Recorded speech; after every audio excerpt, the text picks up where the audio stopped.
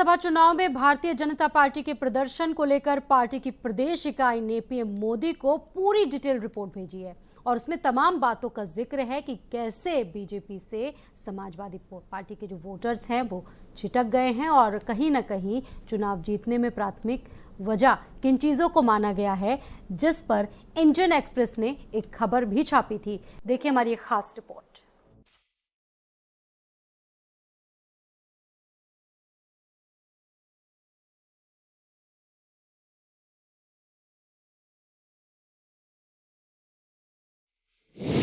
UP BJP ने भेजी PM को रिपोर्ट।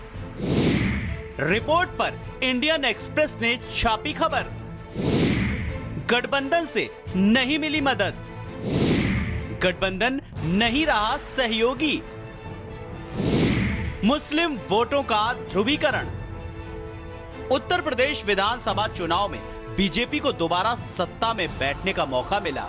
योगी आदित्यनाथ ने दोबारा शासन संभालते हुए यूपी के सियासी इतिहास में वो कारनामा कर दिखाया जो अभी तक किसी ने नहीं किया था।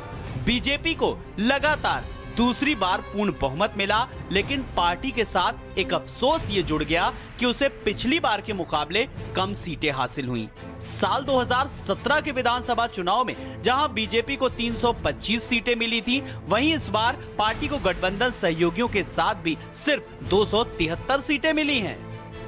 2022 में योगी ने बना ली सरकार, लेकिन 2017 के मुकाबले घटी सीटें। यूपी चुनाव पर बीजेपी ने पीएम को दी रिपोर्ट। बीजेपी ने मोदी को 80 पेज की भेजी रिपोर्ट।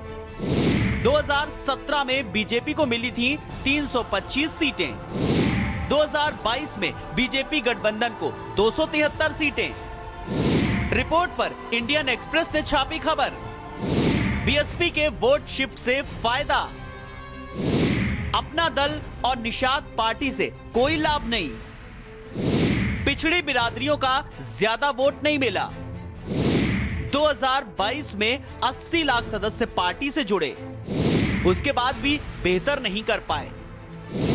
पोस्टल वोट में सपा की जीत पर बीजेपी चिंतित।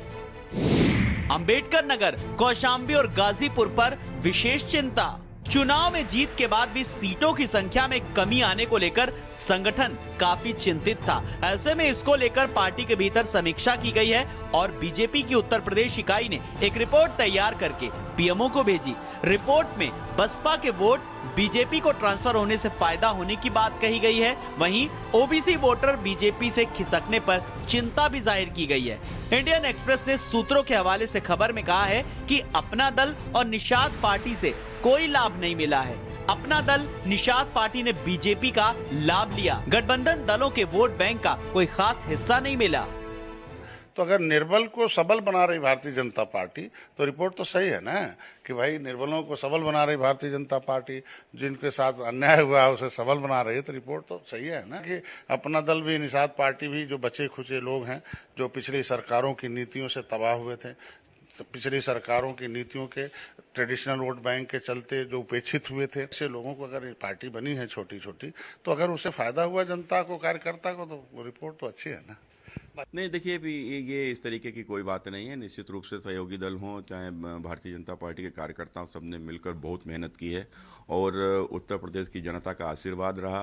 माननीय प्रधानमंत्री नरेंद्र मोदी जी, उत्तर प्रदेश के मुख्यमंत्री पूज्य योगी आदित्यनाथ जी के ऊपर जो जनता ने भरोसा दिखाया है, उसी का परिणाम उत्तर प्रदेश में सामने आया है। भाजपा ने गाजीपुर, अंबेडकर नगर और आजमगढ़ जिले में खराब प्रदर्शन किया। इन 3 जिलों में भाजपा को 22 में से एक भी सीट नहीं मिली, जबकि सपा ने आजमगढ़ और अंबेडकर नगर में क्लीन स्वीप किया।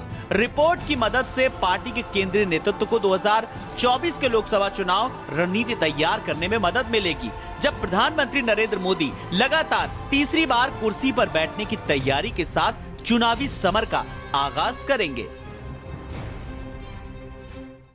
उत्तर प्रदेश जैसी राजनीति की प्रयोगशाला में बीजेपी ने 2022 के विधानसभा चुनाव में वो कर दिखाया जो बीते 3 दशकों में नहीं हुआ था। बीजेपी को सत्ता तो मिली, लेकिन कई मामलों में सबक भी मिला है। बीजेपी की चुनावी रिपोर्ट में कहा गया है कि बहुजन समाज पार्टी की वजह से बीजेपी को फायदा मिला है, जबकि उसके अपने सहयोगी दलों की वजह से बीजेपी को कोई खास फायदा नहीं हुआ। तो अंकगणित और सत्ता के इस गणित में बीजेपी ने बहुत कुछ हासिल किया है, लेकिन बहुत कुछ खोया भी है। कैमरामैन अर्शद के साथ अभिषेक पांडे, भारत समाचार, लखनऊ।